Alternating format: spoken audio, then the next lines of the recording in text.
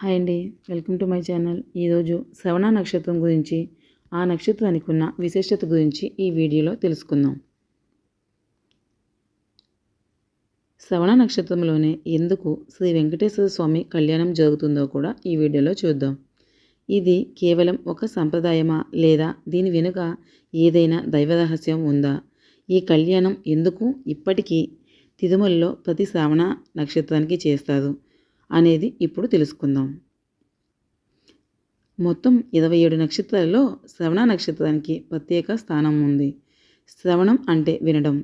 వినడం ద్వారా జ్ఞానం వస్తుంది, భక్తి పెరుగుతుంది, ధర్మం అర్థమవుతుంది.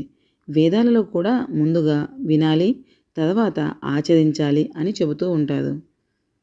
అందుకే శ్రవణ నక్షత్రం వేద ధ్వనికి ప్రతీక. ఈ నక్షత్రానికి అధిపతి శ్రీ మహావిష్ణువు. అందుకే విష్ణు సంబంధమైన అన్ని శుభకార్యాలు ఈ నక్షత్రంలో చాలా శ్రేష్టంగా జరుగుతాయి. వెంకటేశ్వర స్వామి అంటే కేవలం ఒక దేవత కాదు, ఆయనే కలియుగ ప్రత్యక్ష దైవం. కలియుగంలో భక్తుల కష్టాలు వినే దేవుడు, భక్తుల కన్నీళ్లు తుడిచే దేవుడు. ఆ స్వామి తిరుమలలో నివసిస్తున్నాడు అంటే అది భక్తుల భాగ్యం. అలాంటి స్వామి కళ్యాణం చేసుకున్న రోజు సాధారణమైనదా? కాదు. పద్మావతి అమ్మవారు శ్రవణ నక్షత్రంలోనే పద్మ సరోవరంలో అవతరించారు. ఆ రోజు ప్రకృతి మొత్తం నిశ్శబ్దంగా ఉంది, నీరు స్వచ్ఛంగా ఉంది, ఆకాశం ప్రశాంతంగా ఉంది. అది సాధారణ జన్మ కాదు. ఆమె సాక్షాత్తు శ్రీ మహాలక్ష్మి అవతారం, లక్ష్మీ అవతారం. శ్రవణ నక్షత్రంలో రావడం అంటే అది ఆ నక్షత్ర పవిత్రకు సాక్ష్యం. వెంకటేశ్వర స్వామి అమ్మవారిని దర్శించిన క్షణమే ఆమెలో తల్లి లక్ష్మిని గుర్తించారు. అమ్మవారికి కూడా స్వామిలో నారాయణుడే కనిపించాడు.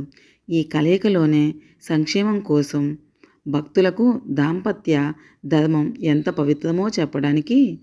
అందుకే ఈ కళ్యాణం యుద్ధ నక్షత్రంలో కాదు, కఠిన నక్షత్రంలో కాదు, శాంతి నక్షత్రమైన శ్రవణ నక్షత్రంలోనే జరుగుతుంది.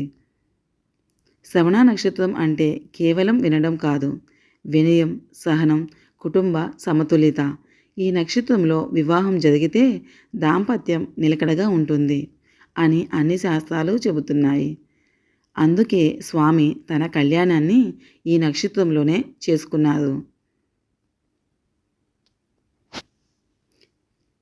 శ్రవణ నక్షత్రంలో స్వామి కళ్యాణం చూసిన వారికి వివాహ అడ్డంకులు తొలగిపోతాయి, భార్యాభర్తల మధ్య అనుబంధం పెరుగుతుంది, కుటుంబంలో శాంతి నెలకొంటుంది, సంతాన భాగ్యం కలుగుతుంది. అందుకే ఈ రోజున లక్షల మంది భక్తులు తిరుమలకు వస్తారు. ఇంట్లో ఉండి ఈరోజు ఏం చేయాలో చూద్దాం. తిరుమలకు వెళ్ళలేని వారు నిరాశ పడకూడదు. ఇంట్లోనే ఈరోజు ఇలా చేయండి. ఉదయం స్నానం చేసి వెంకటేశ్వర స్వామి ఫోటో ముందు దీపం వెలిగించాలి. భార్యాభర్తలు కలిసి ఓం నమో వెంకటేశాయ అనే మంత్రాన్ని 108 సార్లు జపించాలి. ఈరోజు చేసిన చిన్న ప్రార్థన కూడా ఎక్కువ ఫలితం ఇస్తుంది. ఈరోజు మనం మాట్లాడే మాటలు చాలా పవర్గా ఉంటాయి. మంచి మాట పలికితే పుణ్యం, చెడు మాట పలికితే పాపం. అందుకే ఈరోజు నెమ్మదిగా మాట్లాడాలి, సత్యంగా ఉండాలి. శ్రవణ నక్షత్రంలో వెంకటేశ్వర స్వామి కళ్యాణం అంటే దేవుడి పెళ్లి కాదు, భక్తుల జీవితానికి శుభారంభం. ఈరోజు మనస్ఫూర్తిగా స్వామిని తలుచుకుంటే మన జీవితంలో కూడా ఒక శుభ గడియ తప్పకుండా వస్తుంది. ఓకే ఫ్రెండ్స్, ఈ వీడియో కనుక మీకు నచ్చితే please subscribe my channel. Thank you.